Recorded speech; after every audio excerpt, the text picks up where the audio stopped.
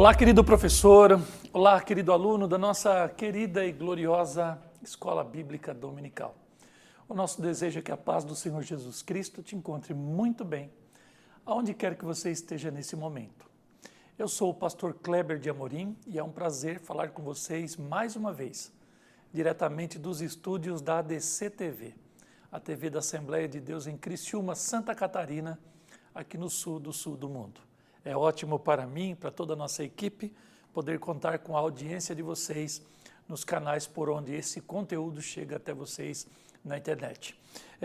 E você que nos acompanha, toda a honra e toda a glória seja dada ao nome do Senhor, mas o nosso coração também se alegra muito por poder com você fazer parte desse exército glorioso que Deus tem plantado em suas igrejas locais pelo mundo inteiro, para nos domingos de manhã estudarem e ensinarem a palavra de Deus ao povo do Senhor e também aparamentar, formar obreiros que estarão logo mais ali na frente cooperando na obra do Senhor.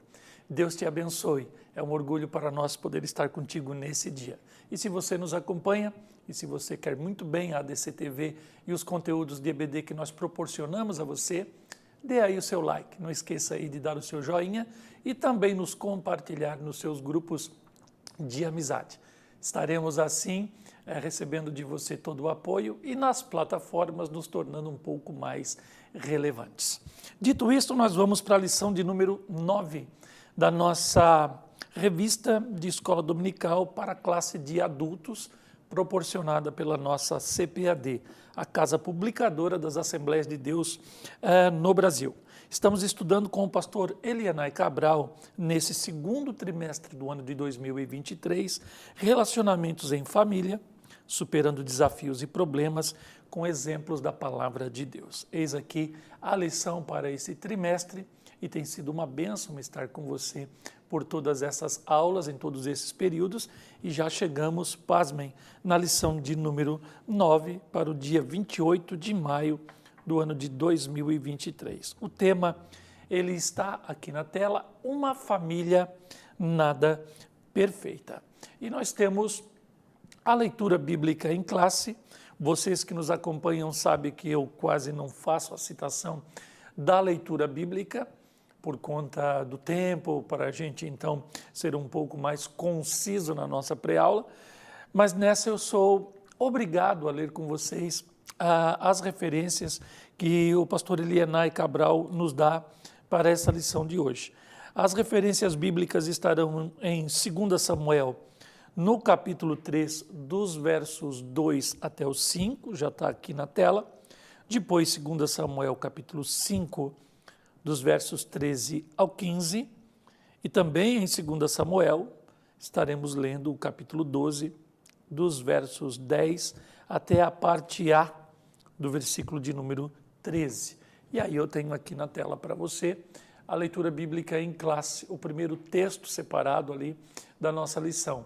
2 Samuel 3, de 2 a 5, nos diz assim: E a Davi nasceram filhos em Hebrom, e eu faço o destaque, porque Davi, ele vem vindo numa saga de conquistas, o reinado de Saul ele vem caindo, o de Davi ele vai subindo, ele vai sendo exaltado, Deus está aprovando a casa de Davi e ele vai, como ápice do seu reinado, conquistar a fortaleza dos jebuseus, que hoje nós chamamos de Jerusalém. Então ele vem de fora para dentro e ele vai unificando os territórios de Israel, as 12 tribos em torno de si.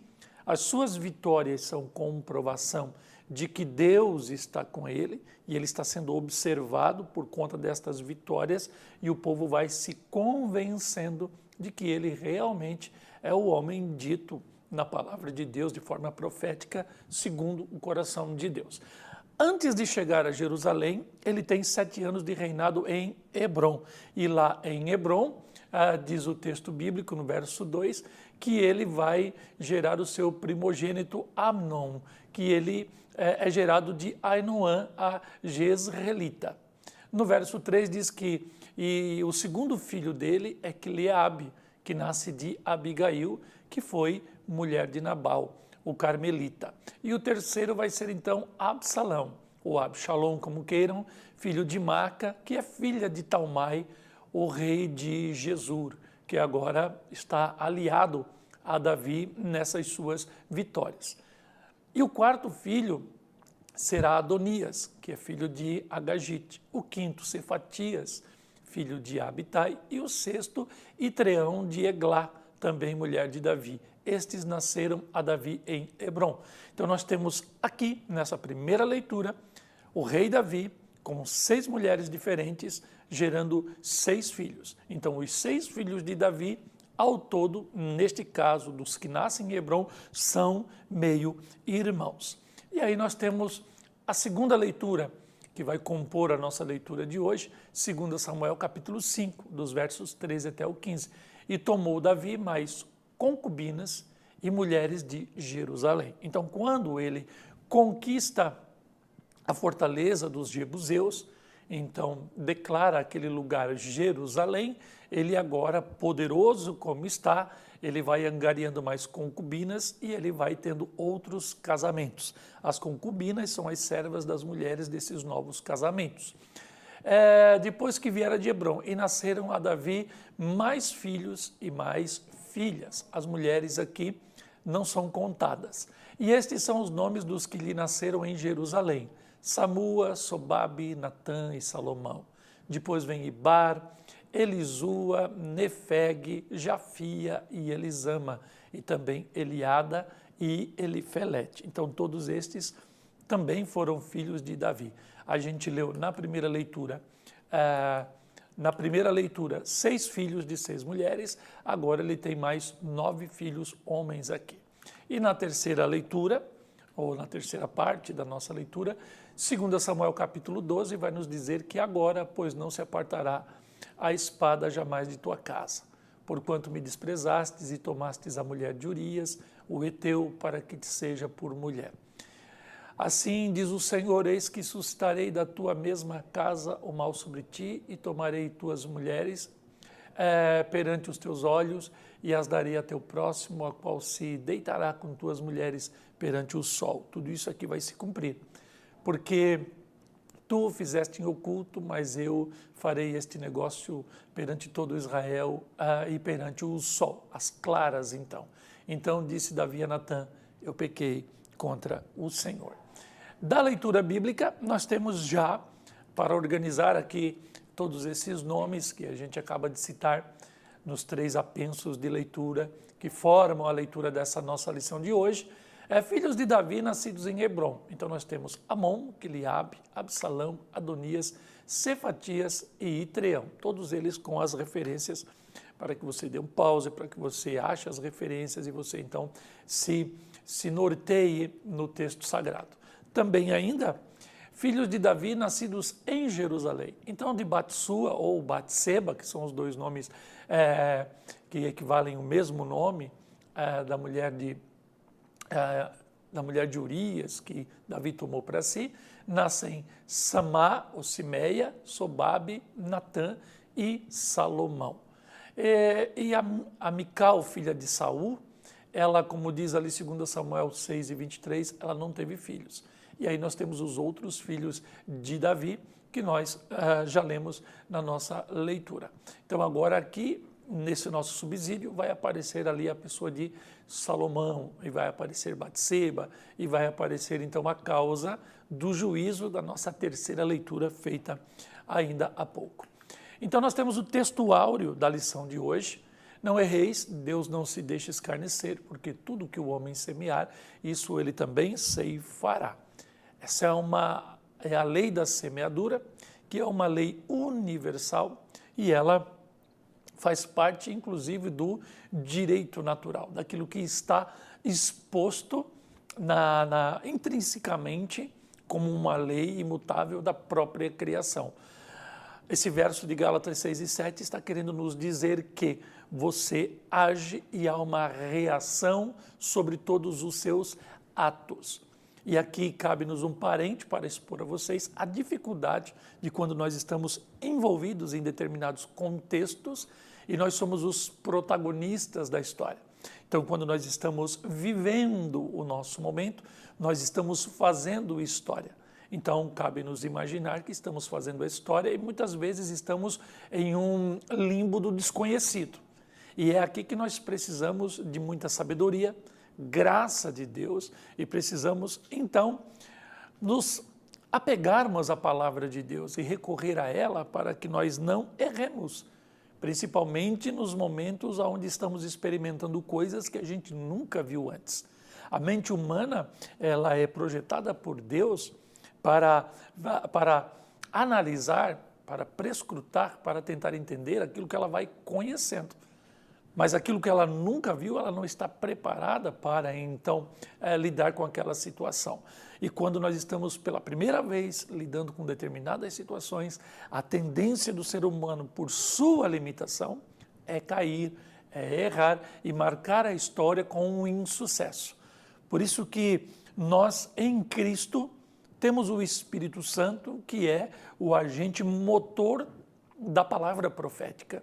Isso quer dizer que, então, em Cristo, mesmo a nossa mente não nos dando condições de perceber certos momentos em que estamos vivendo e não termos a condição para acertar, o Espírito de Deus, o Espírito de Cristo, ele nos inspira para atuarmos dentro da história segundo aquilo que Deus quer verdadeiramente de nós. Então, a lei da semeadura vai falar que mesmo inspirado por Deus, preparado para esse momento do novo, nesse escrever da história, o nosso Deus, ele não nos isentará das reações das nossas ações. Então, o que você planta, você acaba colhendo.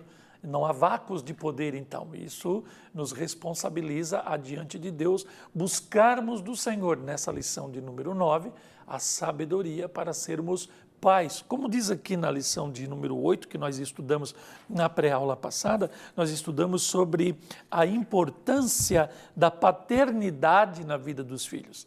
E quando nós olhamos a nossa lição, todos os temas correlatos, nós vamos entender que na família de Davi houve um vácuo de paternidade. Então, uma lição somando-se à outra, os textos vão formando um contexto extraordinário, e mesmo que agora eu seja pai, você seja pai ou pais, há muitas mães aqui nos ouvindo, principalmente quando somos de primeira viagem.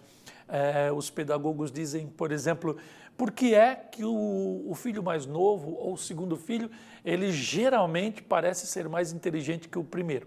É porque o primeiro ele sofre com os pais de primeira viagem. Eu não era casado e também nunca fui pai.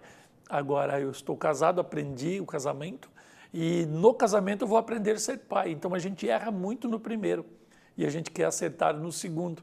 E aí o primeiro filho ele é marcado com as nossas inexperiências e o segundo ele já é protegido com as nossas experiências. Então, essa presença paterna é a presença que vai, então, estabilizando esses conflitos, estas contingências, estas situações que sempre surgirão diante de nós. Então, na atualidade, quando nós temos casos como o de Davi, que nós vamos estudar hoje, aí nós somos mais responsabilizados pela palavra de Deus ainda a acertar. Por quê? Porque para quem mais é dado, mais lhe será cobrado. E aí vamos aqui para a verdade prática da nossa lição de número 9. Tudo que os membros da família plantaram, colheram. Esta é uma lei universal de Deus que pode ser constatada na própria natureza, como eu acabei de falar. Chegamos na introdução, vamos para o primeiro tópico da nossa lição. A síntese desse primeiro tópico nos diz que o rei Davi era um homem ungido de Deus. Entretanto, a sua família fugiu ao ideal divino. Quando nós olhamos para a família de Davi, nas leituras que fizemos hoje, e olhamos para as exigências do presbítero ou do bispo, do diácono e da família cristã, a gente então vai perceber que, embora o Antigo Testamento ele vai nos revelar uma situação de poligamia até exagerada por parte do rei Davi, e também uma confusão que Davi faz entre a autoridade divina na sua vida e a sua soberania como rei. Parece que Davi está agindo de uma forma irresponsável, não sabendo aonde começa o seu papel e termina as suas responsabilidades diante de Deus. Tem horas que parece que Davi está agindo como se ele fosse Deus, Deus fosse o rei, se Deus fosse o homem e o homem fosse Deus e assim por diante. Aqui há um grande erro. No Antigo Testamento, a narrativa dessa evolução da revelação divina vai nos mostrando que nesses tempos remotos, primeiro, a mulher ela não tinha um papel principal na sociedade ou de determinada importância. Ela não era contada nas genealogias, ela era tida muitas vezes como apenas uma propriedade de um pai ou de uma família, ela era elemento de troca de alianças entre reinos, famílias e etc. E a poligamia, ela parece que ela é permitida dentro de contextos de patriarcado, onde se há condições de se terem não algumas, mas várias mulheres e assim por diante. O fato desses relatos estarem na Bíblia não querem dizer que Deus está as aprovando, mas elas estão ali no relato, principalmente para que quando na graça se manifeste Cristo, a gente entenda que relatos históricos compilados, inseridos no texto sagrado, não querem dizer que eles precisem ser repercutidos nos dias de hoje. Em Cristo Jesus, todas as maldições, todos os maus hábitos, todos os maus costumes, todos os maus entendimentos acerca da revelação divina, da natureza de Deus, dos seus dons e etc., eles são agora todos ordenados. Na igreja de Cristo, a verdade, então, ela se completa, ela tem um todo, ela tem um fim. E Cristo é o modelo dessa igreja. Ele é o esposo da noiva, ele é o cabeça do corpo, ele é o Senhor de todos nós. Ou seja, ele está, dentro dessas analogias, se referindo a nós, como a igreja, como a sua noiva. E essa comunhão entre o noivo e a noiva não é poligâmica, ela é monogâmica. Ele é o noivo, a igreja é a noiva, e ele está expressando a natureza de Deus inserida na criação. Ou seja, tudo vai se ordenando. Quando você pensa em um Deus que envia o seu Espírito para salvar homens e mulheres de todos os povos, tribos e nações, para darem a Cristo, seu Filho, uma noiva, você não imagina que haja a possibilidade do desfazer dessa aliança entre Jesus e a sua noiva. Nós clamamos, nós cantamos, nós afirmamos que Deus é fiel. E aí o apóstolo Paulo vai dizer que o amor nunca falha, que o amor nunca acaba, que o amor nunca termina. Então todas as mazelas das sociedades humanas e dos homens do mundo, inclusive os personagens bíblicos, em Cristo, elas terão um fim. E é por isso que nós estamos hoje aqui, para celebrar a Deus, a Cristo, a graça, e declararmos que nossas famílias, elas serão muito melhores que as de Davi, de Moisés e de outros que passaram lá no Antigo Testamento. E aí você vai dizer, mas que ousadia é essa do pastor Kleber dizer que a nossa família será melhor que a deles? Sim. No primeiro capítulo de 1 Pedro, o apóstolo Pedro vai dizendo que os profetas cheios do Espírito de Cristo profetizaram a graça que era nossa. E eles perguntaram se era para eles.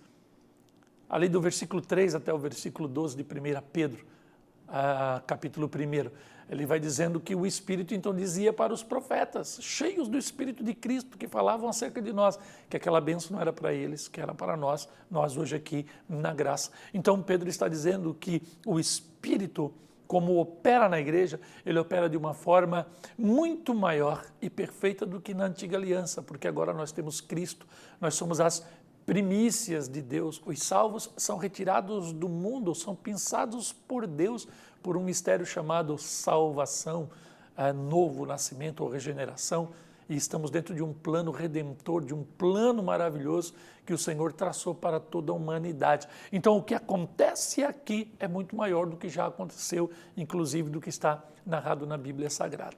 Então, nós temos aqui Davi, ungido de Deus. 1 Samuel, então, mostra a decadência do reinado de Saul e vai dizendo que agora Davi é eleito, enquanto Saul era rei, você sabe a história, como o rei de Israel, porque ele era segundo o coração de Deus. Então Deus levou Samuel à casa de Jessé e daquele dia em diante o Espírito do Senhor se apodera de Davi.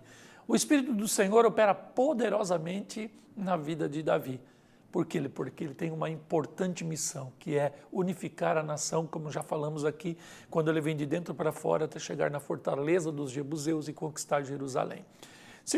Em 2 Samuel, Davi foi bem sucedido em seu propósito. As tribos foram reconhecendo sua autoridade. Ele é vitorioso em tudo, mas não é porque ele é bom, é porque o Espírito de Deus se apoderou dele, assim como tinha feito já com Sansão.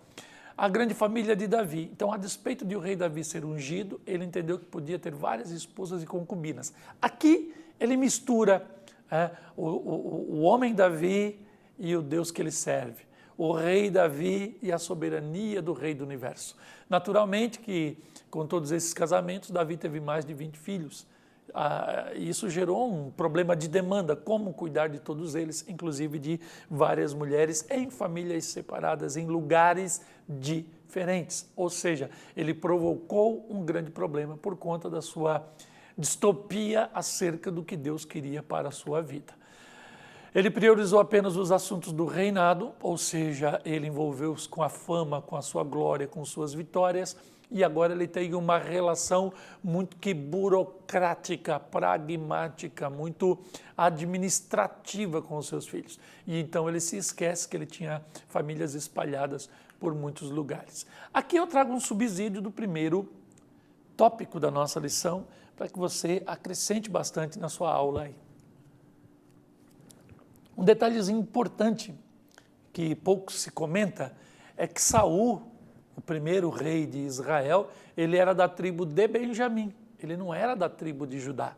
Veja que Jesus, ele é o leão da tribo de Judá. 2, Davi era segundo o coração de Deus por conta da sua adoração, que coincidia com a sua ascendência. Veja, Davi, ele adorava a Deus de uma forma distinta. Ele era conhecido nos céus por ser um exímio adorador e ele tinha facilidade, inclusive, de humilhar-se quando pecava. Então, isso, somando-se à sua ascendência, faz dele um homem segundo um coração de Deus, mas não alguém predestinado a ter apenas vitórias, tanto que no âmbito da sua família, ele não é um bom exemplo para nós, como eu acabei de falar ainda há pouco. As nossas famílias, na graça, elas têm o dever de serem melhores que as famílias de todos os personagens bíblicos. Aí diz o texto de Gênesis 49:10, o cetro não se arredará de Judá, o cetro falando de poder, nem o legislador, a autoridade do rei de julgar o seu povo dentre os seus pés, até que venha Siló, que no hebraico diz que é o dono do cetro, e a ele se congregarão os povos. Então, Saul, ele está no lugar errado, ele não é da tribo de Judá, ele nem deveria ter sido rei em Israel. Mas no momento em que ele ascende ao trono de Israel, ele é o homem mais alto, ele é o homem mais bonito, ele é obediente, ele é uma pessoa que tem algumas vitórias na vida, sucesso, ele, humanamente falando, ele tem carisma, tem competência, comunicação, ele tem aquilo que nós falamos do mundo, tudo para dar certo. O problema é que ele não é um homem segundo o coração de Deus e não preenche os requisitos para tal como Davi. 3, projetos humanos sempre perecem em si mesmos. Cuidado, muito cuidado com essa mistura dos seus interesses com a obra de Deus. A obra de Deus, ela é predestinada a dar certo. As portas do inferno não prevalecerão contra a igreja.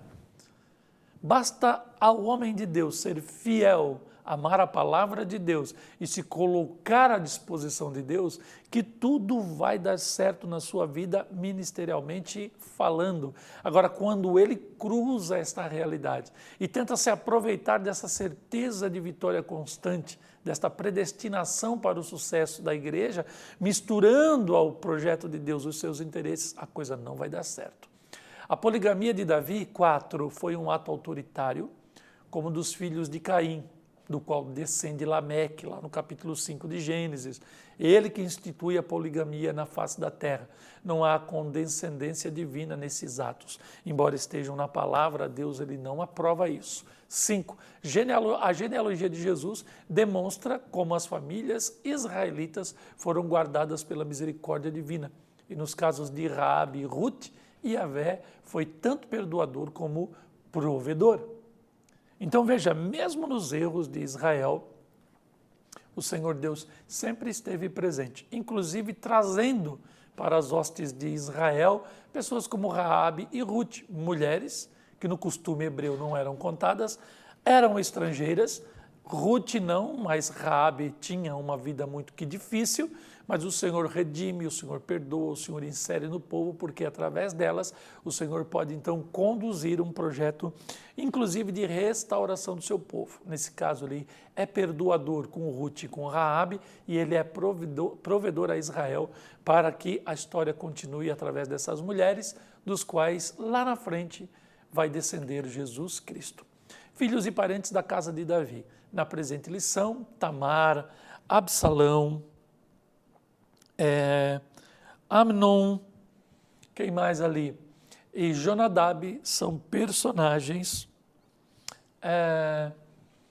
chaves na descrição do fracasso na casa de Davi. Então agora nós vamos falar dessa terrível situação onde um dos filhos de Davi se apaixona loucamente por uma das suas filhas e aí a tragédia vai tomar conta da casa de Davi. Então era Tamar, no caso, era filha de Maca. Esta era filha do rei Talmai de Gesur e mãe de Absalão. E este, portanto, irmão de Tamar. Então, Absalão é filho de Maca, que é filha de Talmai, que também é um rei. E ele tem uma irmã chamada Talmar, uma mulher bonita. Ela era virgem. Sua beleza atraiu Amnon, que é o primogênito de Davi e meio-irmão de Absalão. O filho primogênito...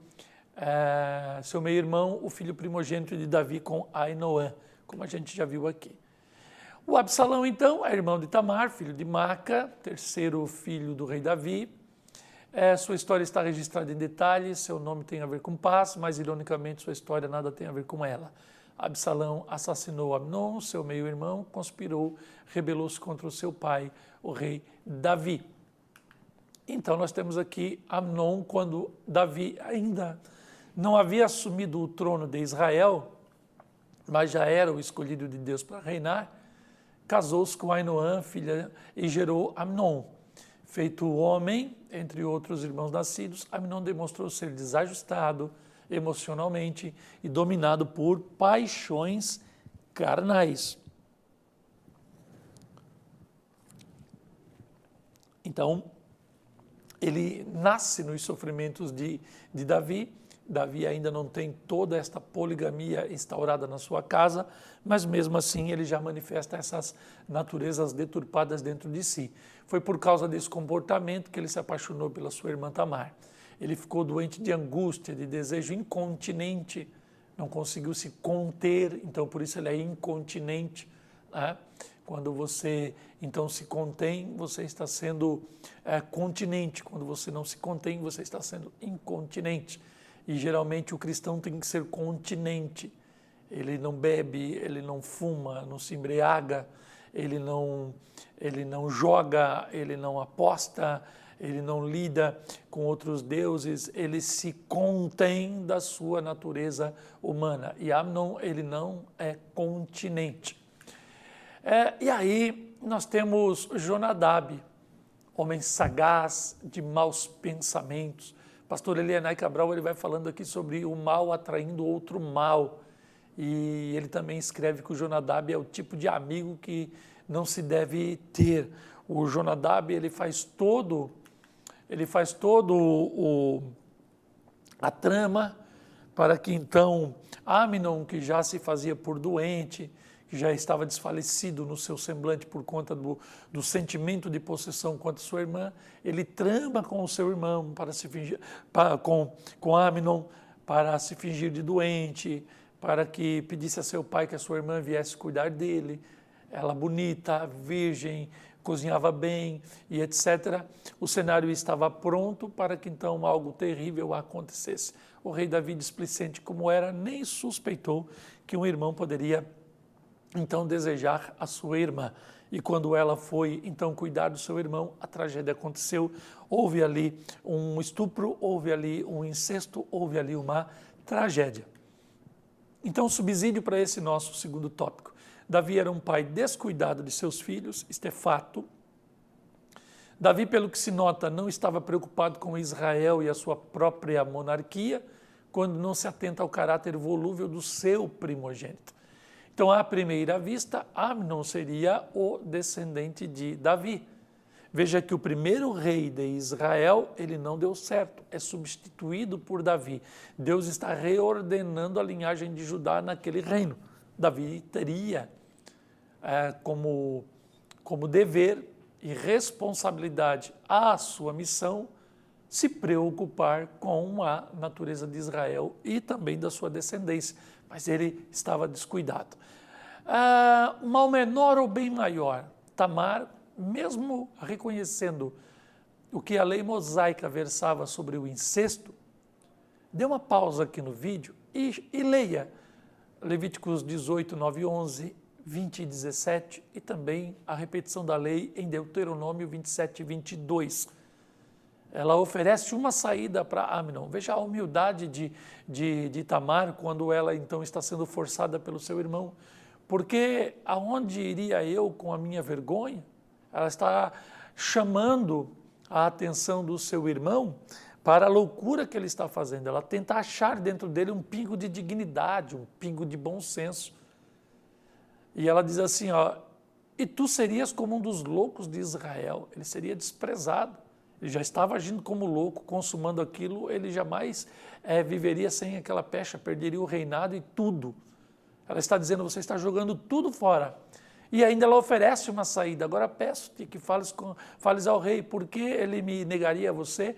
Então ela viu que não tinha saída, ela sugere isso a ele, e ele poderia, de alguma forma, é o que Tamar está oferecendo a ele, ele poderia então, talvez, por concessão do rei, casar-se com sua irmã, mas aí então ele não ouve a ela, desacredita da hipótese, está dominado por um desejo e está mal influenciado por Jonadab. A tragédia acontece e aí então segue-se toda uma história. Ainda sobre o subsídio, em Davi fica óbvio e patente que a poligamia é uma perversão do matrimônio original e do modelo divino para a família. Faltou eu colocar ali cristã, não é mesmo? Davi pessoalmente não estabelece princípios morais, éticos e espirituais para sua prole. Ele não é um pai crente dentro de casa. Primeiro porque ele não é presente. Ele não está imprimindo nos seus filhos a autoridade paterna e nem está fazendo seus filhos lhe admirar. Pelo contrário, ele está propiciando a ira nos seus filhos. E aí ele não trabalha esse tripé que eu sempre falo nas nossas pré-aulas aqui, os princípios morais, éticos e espirituais. Sendo permissivo, ele deturpa o caráter de seus filhos. Todo pai que não impõe limites, todo pai que é ausente, não está presente, ele não consegue terceirizar a autoridade e imprimir a admiração dos seus filhos por si, acaba então deturpando o caráter de seus filhos e muitas vezes formando filhos de Belial, como os de Samuel e Eli, imprestáveis e que nunca mais retornarão ao centro da vontade de Deus. Como rei, Davi terceiriza a educação de seus filhos e os relega a simples descendentes de sua realeza, tratando-os de forma burocrática e pragmática. É como se fosse um dever. Eu sou rei, tive filhos, vou cuidar deles e depois eles que aproveitem o privilégio de terem sido filhos do rei de Israel. Terceiro subtópico, o problema moral na família de Davi. A decadência moral não teria lugar na casa de Davi se ele priorizasse uma relação sóbria e saudável na família, incluindo a vigilância, a proximidade e o exemplo. Primeiro, então, subtópico do tópico 3, as consequências de sua falta de domínio próprio. O capítulo 12 registra o confronto do profeta Natã ao pecado do rei, mesmo tendo reconhecido seu pecado de adultério, de simulação e assassinato. Aqui nós estamos falando do caso de Batseba e o assassinato de Urias, que era um estrangeiro e era um fiel soldado de Israel. O rei Davi não pôde evitar as consequências do seu pecado, como está lá em 2 Samuel 11, de 1 a 3. Aí então, este pecado vai gerar essa tragédia de Amnon com Tamar e depois o seu assassinato, o assassinato de Amnon por parte de Absalão, meio-irmão de Tamar, vai então permitir que um dos seus filhos durma com as suas concubinas e todo Israel fica sabendo, e o vexame vai tomando conta da casa de Davi por conta de um ato temerário que foi casar-se com Batseba. As consequências ainda da sua falta de domínio próprio. Incisivo e fiel à mensagem divina, o profeta Natã vai dizer: eu suscitarei da tua mesma casa mal sobre ti. E aí ele profetiza que um dos seus filhos que os seus filhos tomarão suas mulheres. Assim não demorou muito para que um dos seus filhos coabitasse com as concubinas do próprio pai e o envergonhasse publicamente. Ou seja, o pecado de Davi vai tirando a autoridade de Davi de dentro de casa. E aqui eu paro, dou um parênteses para dizer que, infelizmente, muitas vezes a vergonha, a infidelidade, ela chega na casa de cristãos e aí então o problema é resolvido, mas muitos não têm, na família, muitos da família não têm a capacidade de conviver com a realidade do perdão, que é o quê? Que é conviver com as lembranças sem sentir dor por cada uma delas. Perdoar não é esquecer, porque a mente humana é incapaz de esquecer o que ela já viu um dia.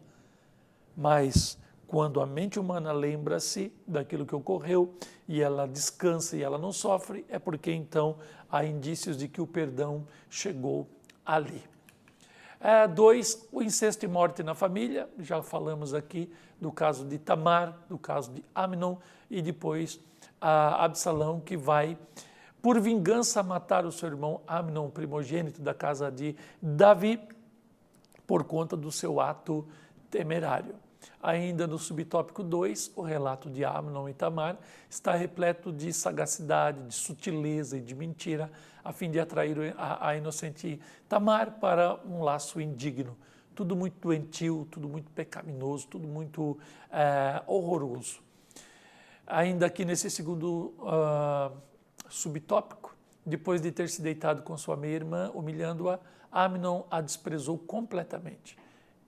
E o rei Davi, é a questão do nosso autor aqui, soube do fato, irou-se, mas não fez nada contra Amnon. Em suma, uma das consequências trágicas desse comportamento do rei foi a tragédia anunciada na sua família. Ele não fez nada porque ele teve algum interesse, talvez ele lembrou-se que ele era o primogênito, não se sabe, o texto não nos permite saber se ele se preocupou aqui, depois da tragédia pronta, com a monarquia de Israel, com a sua descendência. Ele ficou preocupado com esta realidade, mas também não tomou providências e nem cogitou no seu coração sobre a possibilidade da vingança no meio da sua família. Isso quer dizer que Davi, que teve mais de 20 filhos, ele não conhecia a natureza de nenhum deles, tanto que Absalão é o terceiro da lista dos filhos e ele está muito próximo a Amnon e já teria tempo suficiente para Davi conhecer o coração dos seus filhos e imaginar por lógica, por hipótese, que a vingança poderia acontecer. Ainda no subtópico 2, Absalão matou Amnon e mais tarde ele cavou a sua morte precoce, quando ele se levanta, se insurge contra seu pai e ele acaba morrendo transpassado por Joabe. E aí nós temos aqui o subtópico 3, vigilância, proximidade e exemplo. Então essa história do problema moral da família de Davi vai ensinar a todos os pais a respeito da importância da vigilância, da proximidade, do exemplo na família. Então esses 3 tópicos aqui podem ser exaltados na sua pré-aula, querido professor. a respeito da vigilância, da proximidade e do exemplo na família. É muito importante para nós desenvolvermos essa relação sóbria e equilibrada. Quando falo de sóbria, é sem entorpecência, sem elementos que nos distraiam, né? Nós não podemos trocar o amor, o carinho, o afeto por presentes, por uma rotina, por viagens ou por outros instrumentos que a gente julgue ser capazes de satisfazer o coração dos nossos filhos e cônjuges. A felicidade ela é efêmera, ela é passageira, ela logo vai embora, mas a presença, a vigilância, o exemplo são algo que marcam a vida dos nossos filhos para sempre. Então, infelizmente, não estamos livres de nos depararmos com problemas morais difíceis na família. Por isso é preciso que os pais façam a sua parte, acompanhem os seus filhos nos lares, sobretudo fazendo isso por meio do exemplo de quem busca viver para a glória de Deus dentro da sua casa. E aí eu trago o subsídio aqui do tópico 3. O Deus bíblico é tanto do Antigo como do Novo Testamento, e em ambas as alianças ele age com graça, mas também com misericórdia e também com justiça. É a lei da semeadura. Atos temerários, ou aqueles que são impensados, inclusive por parte de portadores de promessas e alianças específicas, como é o caso de Davi, colherão sua semeadeira, ou a sua semeadura, colherão a sua semeadura, zombaria ou fidelidade. Então, nós não estamos isentos dos nossos atos, quer bons ou ruins, não há vácuos de poder, como já explicamos, e nós somos protagonistas da história e devemos orar a Deus para que estejamos no centro da sua vontade. Para cada ação ou tomada de decisão nessa vida, há uma repercussão, reação no mundo espiritual. Então, a tua família, ela já é de Deus, é promessa de Deus, e a tua luta é contra o inferno e não contra a carne e nem o sangue. Em Cristo, toda maldição se tornará eficaz ao tornar-se, como diz Paulo em 2 Coríntios 5,17, coisas velhas. Então, mediante o arrependimento e a genuína conversão, que é o quê? A mudança de hábitos e também a confissão dos erros praticados. Então, aqui, em tudo que a gente aprende, é que no ato de sermos pais e gerarmos família, nós precisamos aceitar a missão e termos por ela responsabilidades. Não importa o nível social, ministerial, acadêmico, financeiro que tenhamos, a família é uma prioridade. Seja para um rei poderoso como Davi, seja para a pessoa mais simples da nossa congregação. Responsabilidade com a herança do Senhor é aquilo que Deus pede de nós, com o nosso exemplo, com a nossa vigilância e com a nossa presença. Ok? Chegamos à conclusão então da nossa pré-aula do dia de hoje. Esperamos que você tenha tido conosco a oportunidade de acrescentar em muito a sua próxima aula. Pedimos que você também ore por cada pessoa envolvida nesse expediente, para que a gente se sinta coberto com as vossas orações e animados para continuar nessa missão. E desejamos a vocês uma ótima, poderosa e abençoada aula nesse próximo domingo. Até a nossa próxima pré-aula, se Deus quiser, em nome de Jesus. Amém.